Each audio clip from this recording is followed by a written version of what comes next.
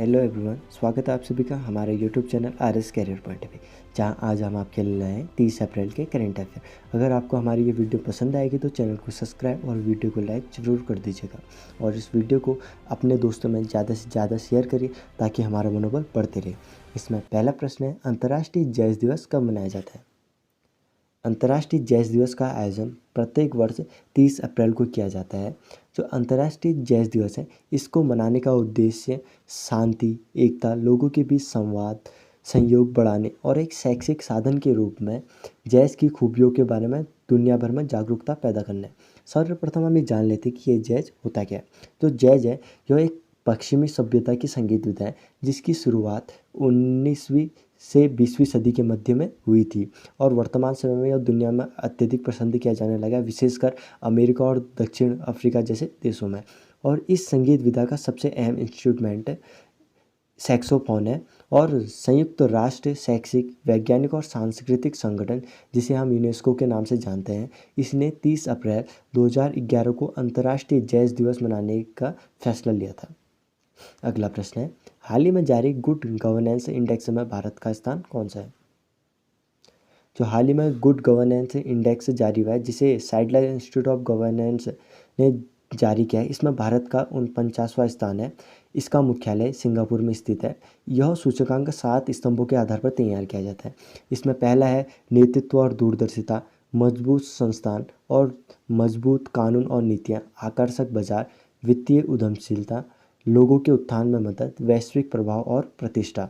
इन 7 सूचकांकों के आधार पर ये इंडेक्स तैयार किया जाता है और इस इंडेक्स में भारत का 49वां स्थान है। इस इंडेक्स में 104 देशों ने भाग लिया था, जिसमें से प्रथम स्थान फिनलैंड ने प्राप्त किया। उसके बाद स्विट्जरलैंड, सिंगापुर, नीदरलैंड, डेनमार्क और नॉर्वे का स्थान है। इस सूचकांक के आधार पर यह ज्ञात होता है कि किस देश की सरकार अपने देश का नेतृत्व वैश्विक आधार पर किस प्रकार से कर रही है। अगला प्रश्न है, एशियन विकास बैंक ने कोविड-19 संकट से लड़ने के लिए भारत को कितनी सहायता प्राप्त की है? जो एशियन विकास बैंक है, जिसे एबीडी के नाम से जाना जाता है, इसने भारत को कोविड-19 संकट से लड़ने के लिए 1.5 बिलियन अमेरिकन डॉलर की सहायता प्रदान की है। जो एबीडी है, जिसे हम एशियन विकास बैंक कहते हैं, इसकी स्थापना 19 दिसंबर 1966 को एशियाई देशों के आर्थिक विकास के लिए की गई थी। इस बैंक की स्थापना के समय इसमें 31 सदस्य शामिल थे, जो कि 31 एशियाई देश थे और वर्तमान में इसके 68 सदस्य हैं, जिसमें से 49 सदस्य एशिया के और बाकी सदस्य अन्य महाद्वीपों से हैं। अगला प्रश्न है, हाल ही में ई पंचायत पुरस्कार 2021 किस राज्य को प्रदान किया गया है? जो हाल ही में केंद्र सरकार द्वारा ई पंचायत पुरस्कार है, वह प्रथम पुरस्कार है, वह उत्तर प्रदेश को प्रदान किया गया। दूसरा स्थान छत्तीसगढ़ और तीसरा स्थान तमिलनाडु को दिया गया है। जो केंद्रीय पंचायती राज मंत्रालय यह पुरस्कार हर साल वितरित करता है, जो ग्राम पंचायतों द्वारा किए गए कार्यों पर नज़र रखने के लिए सूचनाएं, प्रौद्योगिकी और अधिकतम उपयोग सुनिश्चित करता है। और वर्तमान में उत्तर प्रदेश के मुख्यमंत्री योगी आदित्यनाथ जी हैं और वहाँ की राज्यपाल आनंदीबेन पटेल जी हैं। अगला प्रश्न है, हाल ही में ASICS ने अपना ब्रांड एम्बेसडर किसे नियुक्त किया है? हमें यहाँ पर 4 विकल्प हैं। जो जापानी स्पोर्ट्स वियर ब्रांड है, जिसे ASICS, जो एक जापानी स्पोर्ट्स वियर ब्रांड है, इसने अपना ब्रांड एम्बेसडर भारतीय क्रिकेट टीम के और वर्तमान में जो हमारे देश में IPL चल रहे, इसके खिलाड़ी हैं जो चेन्नई सुपर किंग टीम से खेलते हैं और के ऑलराउंडर रविंद्र जडेजा को अपना ब्रांड एम्बेसडर नियुक्त किया गया है।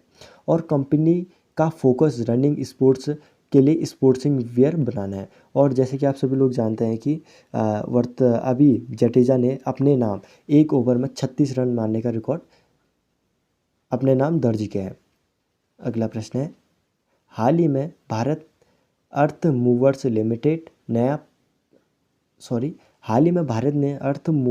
लिमिटेड का नया प्रबंधक और अध्यक्ष किसे नियुक्त किया गया? हमें यहाँ पर 4 विकल्प दिए गए हैं। पहला विकल्प है कमलेश सिंह, दूसरा विकल्प दिया गया जय आहूजा, तीसरा विकल्प दिया गया नवीन अग्रवाल, चौथा विकल्प दिया गया अनिल बनर्जी। जो भारतीय अर्थ मूवर्स लिमिटेड है, इसने अपना नया प्रबंधक जिसे हम CEO कहते हैं और अध्यक्ष MD जिसे हम MD कहते हैं, उस अनिल बनर्जी जी को नियुक्त किया गया है। इसका वर्तमान मुख्यालय बेंगलुरु में स्थित है और इसकी स्थापना मई 1964 में की गई थी। बढ़ते हैं हम अपने अगले प्रश्न की ओर। अगर दोस्तों आपको हमारी ये वीडियो पसंद आएगी तो प्लीज़ इस चैनल को सब्सक्राइब और वीडियो को लाइक ज़रूर कर दीजिएगा, और ताकि हमारा मनोबल बढ़ते रहे। इसमें 7वां प्रश्न है, हाल ही में किस संगठन ने हेलीकॉप्टर के लिए सिंगल ब्लेड तकनीक विकसित की है? यहाँ पर हमें विकल्प दिए गए। पहला विकल्प इसरो, IIT बॉम्बे, IIT कानपुर, चौथा दिया गया DRDO। इसरो जो इंडियन स्पेस रिसर्च ऑर्गेनाइजेशन है, इसके वर्तमान में अध्यक्ष के शिवम है, और जो दूसरे हैं IIT बॉम्बे और IIT कानपुर, यह इंडियन इंस्टीट्यूट ऑफ टेक्नोलॉजी है, और चौथा विकल्प दिया गया DRDO। जो DRDO का काम यह होता है कि जो रक्षा क्षेत्र में भारतीय सैनिकों के लिए हथियार बनाना और नए हथियारों का आविष्कार करना। और अब जैसा दिया गया प्रश्न है कि हाल ही में किस संगठन ने हेलीकॉप्टर के लिए सिंगल ब्लेड तकनीक विकसित की है? जो रक्षा अनुसंधान एवं विकास संगठन है, जिसे हम DRDO के नाम से जानते हैं, इसने हेलीकॉप्टर के लिए सिंगल ब्लेड तकनीक विकसित की है। यह डिफेंस मेट्रोलॉजिकल रिसर्च लेबोरेटरी जिसे DMRL द्वारा, जिसे हम DMRL कहते हैं, द्वारा शुरू की गई सुपर फ्लो का प्रयोग करके सिंगल प्रेशर टरबाइन के 5 सेट विकसित करने के लिए एक प्रोग्राम का हिस्सा है। प्रोग्राम के लिए एक कार्यक्रम का हिस्सा है। अगला प्रश्न है, चीन के पहले मार्स रोवर का नाम क्या है? यहाँ पर हमें 4 विकल्प दिए गए हैं। पहला है सियांग, फिर दिया गया झुरांग, और तीसरा दिया गया जिंग और जो जिंग। अब हमें यहाँ पर बताना है कि चीन ने अपना पहला मार्स रोवर का नाम क्या रखा है। चीन ने अपने पहले मार्स रोवर का नाम पारंपरिक अग्नि देवता के नाम, जो चाइना का स्थानीय देव अग्निदेव है, उनके नाम पर झुरांग के, जो चाइना के पारंपरिक अग्निदेव यानी बोले तो स्थानीय जो अग्निदेव है, उनका नाम जिसे झुरांग है, उनके नाम पर रखा है। जो अपना जो मंगलयान था, इसने चाइना ने यह फरवरी 2021 को लॉन्च किया था। जो